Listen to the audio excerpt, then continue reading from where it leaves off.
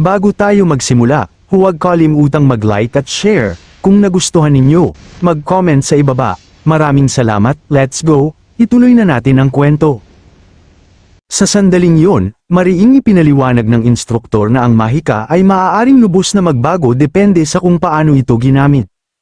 Ang paglalagay ng mahika sa isang espada ay magpapatalim sa gilid nito at gagawin itong isang nakamamatay na talam.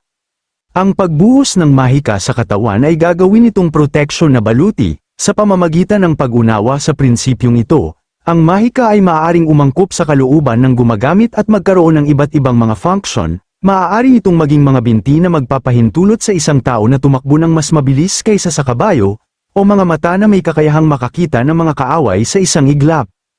Habang patuloy na ipinapaliwanag ng instruktor ang tunay na kakayahang umangkop ng mahika, lihim na pinalibutan ng mga tauhan ni Julius si Aster mula sa bawat direksyon na may layuning patayin siya. Si Aster ay nakatayong mag-isa sa gitna ng ground habang ang isang napakalakas na pulang aura ay sumabog mula sa kanyang katawan. Sa sandaling naramdaman niya ang kanilang presensya, napagtanto niyang ang kanilang mga posisyon ay lubusang nakalantad.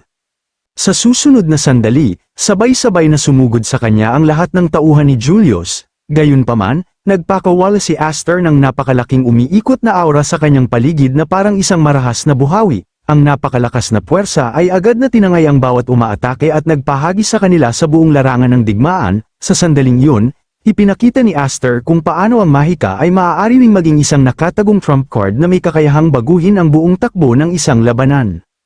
Ang mga tauhan ni Julius ay lubusang nabigla at natakot matapos masaksihan ang kapangyarihan ni Aster. Hindi nila maintindihan kung ano ang nangyari at napagtanto na siya ay lumikha ng hangin mismo gamit ang kanyang mana. Bago pa man sila makareaksyon ng maayos, bigla nilang napansin na si Aster ay tuluyang nawala sa larangan ng digmaan. Makalipas ang ilang sandali, bumaba si Aster mula sa itaas at bumagsak ng diretso sa kanila ng may napakalakas na puwersa. Ang impact ay lumikha ng isang malaking pagsabog habang ang mga tauhan ay sumisigaw sa sakit at napahagis sa buong lugar. Habang kumakalma ang alikabok, naalala ni Aster ang mga salita ng instruktor mula sa ika-4 na antas ng pagsasanay. Ipinaliwanag ng instruktor na ang yugtong ito ay nakatuon sa pag-aaral ng isang mas espesyal na anyo ng kontrol sa mahika. Dahil dito, ang paggamit ng mga espada sa panahon ng pagsasanay ay lubusang ipinagbawal. Para sa mga mandirigma na may dalang pakpak na emblem, ang pagmaster ng mga teknik na lampas sa espada ay itinuturing na mahalaga. Upang ipakita ang prinsipyong ito, simpleng pinitik ng instruktor ang isang daliri na nababalot ng kumikislap na mana patungo sa langit. Sa isang iglap, ang dibdib ng isang lumilipad na ibon ay nabutas at agad na namatay. Sa pamamagitan ng demonstrasyon na iyon, itinuro ng instruktor na may mga teknik na may kakayahang pumatay ng isang tao kahit hindi gumagamit ng espada, at ito ang tunay na layunin ng klase. Bumalik ang eksena sa kasalukuyan kung saan si Aster ay nakatayong tahimik sa gitna ng mga bagsak na katawan ng mga tauhan ni Julius matapos niyang mapatamba ang bawat isa sa kanila. Pagkatapos, si Aster ay naupo sa ilalim ng isang puno habang lumilikha ng isang maliit na apoy ng mana sa kanyang kamay. Habang mahinahon niyang pinagmamasdan ang kumikislap na enerhiya, napagtanto niya na ika-7 araw na ng kanyang buhay sa Iron Lead. Ilang araw na ang lumipas mula nang simulan niya ang ika-4 na baitang na pagsasanay at sa panahong yun, unti-unti siyang nakaangkop sa pagkontrol ng mana sa totoong sitwasyon ng labanan. 3 araw na lamang ang natitira hanggang sa ipinangakong araw. Kung makakapagtiis siya hanggang noon, sa wakas ay mapalaya na ang kanyang kapatid at mga kasama. Gayunpaman, may biglang tumama sa kanyang ulo, na naging sanhi ng pag-agos ng nerbiyos na pawis sa kanyang mukha. Sa sandaling yun, naunawaan ni Aster na ang pananatiling pasibo ay walang mararating. Alam niyang si Julius ay nagtataglay ng napakalakas na kapangyarihan, kahit hindi gumagamit ng espada. Mas masahol pa, hindi pa isiniwalat ni Julius ang kanyang tunay na potensyal. Sa kabila ng pagiging first-year student lamang, ang kanyang lakas ay nakatayo na sa ibang antas. Napagtanto ni Aster na hindi ito ang oras upang manatiling nakulong sa isang lugar na tulad nito. Kahit sa kanyang kasalukuyang kalagayan, kailangan niyang lampasan ang kanyang mga limitasyon at makamit ang isang bagay na mas dakila kaysa dati. Kung nabigo siyang makakuha ng kapangyarihang makapaglalapit sa kanya kay Julius, hinding-hindi siya magkakaroon ng pagkakataon laban sa kanya. Itinulak ni Aster ang kanyang katawan ng lampas sa mga limitasyon nito. Lubos na pagod, Hinawakan niya ang isang kalapit na puno at dahan-daang sinubukang buhatin ang kanyang sarili gamit ito bilang suporta. Mabibigat na hininga ang lumabas sa kanya habang naramdaman niyang nanghihina ang kanyang buong katawan, ang kanyang kondisyon ay naging mapanganib, at ang lahat sa kanyang paligid ay nagsimulang umikot ng walang kontrol, hindi na makapagtiis pa. Biglang nawala ng malay si Aster at bumagsak sa lupa. Makalipas ang ilang sandali, dumating si Nolan at sinuri ang paghinga ni Aster. Matapos makita ang kanyang kalagayan, napagtanto ni Nolan na ito na sa wakas ang limitasyon ni Aster. Si Aster ay nilanat, na makatwiran dahil sa kabila ng lahat ng kanyang determinasyon, tao pa rin siya. Naunawaan din ni Nolan na si Count Mace ay magkakaproblema kung mamatay si Aster, dahil personal niyang iniutos kay Nolan na tumulong kung may mangyari sa kanya. Kahit na ganoon, nadama ni Nolan na ang gawain ay hindi kapani-pani walang nakakainis. Kahit na walang malay, maririnig pa rin ni Aster ang mga salita ni Nolan. Ang marinig ang mga pangalang Nolan at Count Mace ay ikinagulat at ikinalito niya. Hindi niya maintindihan kung bakit kasangkot si Count Mace sa sitwasyong ito. Samantala, nagpasya si Nolan na kukunin niya ang espada at sisirain ang mga bakal na posas. Gayunpaman, sa sandaling lumingon siya upang umalis, mahinang hinawakan ni Aster ang kanyang binti.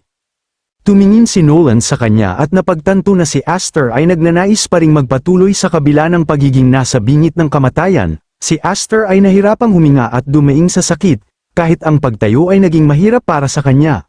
Ngunit ang kanyang determinasyon ay nanatiling hindi nagbabago. Sa kaloob-looban, naniniwala siyang kung sisuko siya ngayon, wala nang matitira upang iligtas ang kanyang kapatid. Hindi lubusang naunawaan ni Nolan ang mga putol-putol na salita ni Aster. Ngunit naunawaan niyang tumanggi si Aster na tanggapin ang pagkatalo. Kahit na ganoon, binalaan ni Nolan si Aster na ang pagdikit ng desperado sa pangakong kinasasangkutan ng mga taong yun ay hindi nangangahulugang pareho ang kanilang nararamdaman. Sa sandaling yun, biglang may napagtanto si Nolan. Bago pa man sila makareaksyon, natagpuan nila ang kanilang sarili na lubusang napalibutan ng mga tauhan ni Julius mula sa bawat direksyon. Pagkatapos ay nagpakita si Lillian sa harap nila na may isang dramatikong ngisi sa kanyang mukha. Nang makita ang kalagayan ni Aster, tininuya niya siya ng mahinahong sinabing mukha siyang kakilakilabot sa oras na ito na may ganoong mukha. Kahit sino ay maaaring magkamalang siya ay isang undead na nilalang. Nagulat si Aster nang makita si Lillian na nakatayo sa harap niya. Samantala, tinanong ni Nolan kung bakit nagtipon-tipon ang mga malulungkot na tao doon sa gitna ng ika-4 na antas na pagsasanay. Dahil ang pagsasanay ay nagpapatuloy pa, walang saysay para sa isang pangalawang antas na estudyante na pumunta roon maliban na lamang kung upang obserbahan ang klase. Tumugon si Lillian ng may ngisi at ipinaliwanag na ang mga lalaking yun ay gustong magpakitang gilas sa harap niya, kaya, nagpasya siyang gawin ang pabor sa kanila na panoorin. Itinuring niya ang buong sitwasyon na parang isang simpleng pagbisita sa pag-obserba ng klase, at maging ang instruktor ay tila inaprubahan nito ng walang anumang issue. Habang tumataas ang tensyon, lubusang pinalibutan ng mga tauhan ni Julius sina Nolan at Aster mula sa bawat direksyon. Pagkatapos ay tumalon si Lillian sa sanga ng isang puno sa isang talon at tumayo doon ng may mapaglarong ngisi. Sa katotohanan, ang gusto niyang masaksihan ay si Aster ay masira at magmakaawa ng desperado para sa kapatawaran. Tumugon si Aster lamang ng isang malamig na tingin na puno ng galit sa kanya. Samantala, walang pakialam na umupo si Lillian sa sanga ng may ngisi at sinabi sa kanila na huwag mag-alala tungkol sa kanyang presensya. Gusto lang daw niyang umupo at panoorin silang magpunit-punit sa isa't isa hanggat gusto nila. Sa sandaling yun, ang lahat ng tauhan ni Julius ay nagtipo ng malakas na mana sa kanilang mga kamay at direktang sumugod kay Aster at Nolan. Nang makita ito, agad na napagtanto ni Aster na nilayo nilang talunin siya bago matapos ang 10 araw. Inaasahan na niya ang panghihimasok sa antas na ito mula pa sa simula. Ngunit kahit siya ay nagulat kung gaano sila kahayag na kumilos ngayon, mas masahol pa, si Nolan ay nasangkot din dahil sa kanya. Habang dumarating ang mga pag-atake patungo sa kanya, ginamit ni Aster ang kanyang mana upang harangin ang mga ito ng sunod-sunod. Si Nolan ay nagbabantay sa kanya mula sa likuran habang nagrereklamo tungkol sa walang katotohanang paghihigpit na nagbabawal sa mga kabalyero na bumunot ng kanilang mga espada. Nagpatuloy ng matindi ang labanan, ngunit mabilis na napagtanto ni Aster na ang pagkakaiba sa bilang ay nagiging isang seryosong problema. Kung hindi sila lalaban ng seryoso, mauubos lamang niya ang kanyang sarili. Sa sandaling yun, desperado siyang naghanap ng isang murang nakatagong trump card na may kakayahang sirain ang kasalukuyang pagkapatas. Pinilit niyang mag-isip ng malinaw dahil ang pagkabigo dito ay nangangahulog ang kumpletong pagkatalo. Sa kanyang mga mata, ang mga kalaban na yun ay walang silbi kung wala ang kanilang mga espada, kaya naman gumamit sila ng maruruming pamamaraan. Habang pinapanood si Aster na nahihirapan sa laban, si Lillian ay patuloy nang umingiti sa kanyang sarili. Naunawaan niya na ang sitwasyong ito ang pinakamahirap na bagay para sa kanya ngayon. Sa kabila ng lahat, si Aster ay nanatiling matigas ang ulo, mapagmataas, at ayaw sumuko. Para sa kanya, ang pagtangging sumuko ay nagparamdam lamang sa kanya na mas kaawa-awa. Kahit na ganoon, si Aster ay nagpatuloy sa pakikipaglaban, ang kanyang katawan ay natatakpan ng mga sugat, ang kanyang paghinga ay naging mabigat, at siya ay lubos na naubos. Ngunit, tumanggi pa rin siyang sumuko. Binalaan ni Nolan si Aster na tumingin sa likuran niya at umiwas sa paparating na pag-atake.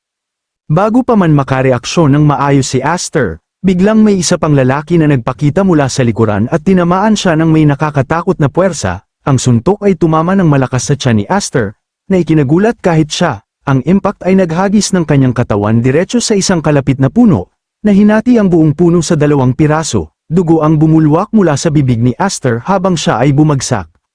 Nang makita ang malupit na suntok, agad na nagpanik si Nolan at sumugod sa kanya. Sa takot sa pinakamasama, desperado niyang sinuri kung buhay pa si Aster. Ngunit ang kalagayan ay mukhang kakilakilabot. Sa pagkabigo at pagkabigla, sumumpa si Nolan sa kanyang hininga, kumbinsido na si Aster ay patay na. Sa malapit, pinanood ni Lillian ang eksena ng may ngisi na kumalat sa kanyang mukha. Mabilis siyang lumingon sa tauhan ni Julius at iniutos na huminto kaagad dahil hindi pa pinapayagang mamatay si Aster. Nilinaw niya na nilayo niyang personal na alagaan siya pagkatapos, ang kanyang plano ay hindi patayin siya kaagad, kundi pahirapan siya habang pinapanatili siyang buhay. Habang tumataas ang tensyon, biglang hinawakan ng isa sa mga tauhan si Aster sa buhok at hinayla siya paitaas ng may malupit na puwersa. Ang marahas na paghila ay pamunit sa kanyang anit, na naging sanhi ng pagtulo ng dugo mula sa kanyang ulo. Namulat ng malaki ang mga mata ni Aster sa pagkabigla, hindi makapaniwala sa sakit at kalupitan na kanyang tinitiis. Samantala, si Lillian ay nagpatuloy sa pagngisi habang tinatamasa ang tanawin sa harap niya. Pagkatapos, nang walang babala, isang napakalaking pag-agos ng enerhiya ang pumutok mula sa katawan ni Aster. Isang napakalakas na pulang aura ang sumabog sa kanyang paligid mula sa bawat direksyon, na naglalabas ng nakakatakot na kapangyarihan. Ang enerhiya ay mabilis na nagpalakas sa kanya. Binago ang kanyang presensya ng lubusan habang ang kapaligiran sa paligid ng lahat ay nagsimulang magbago.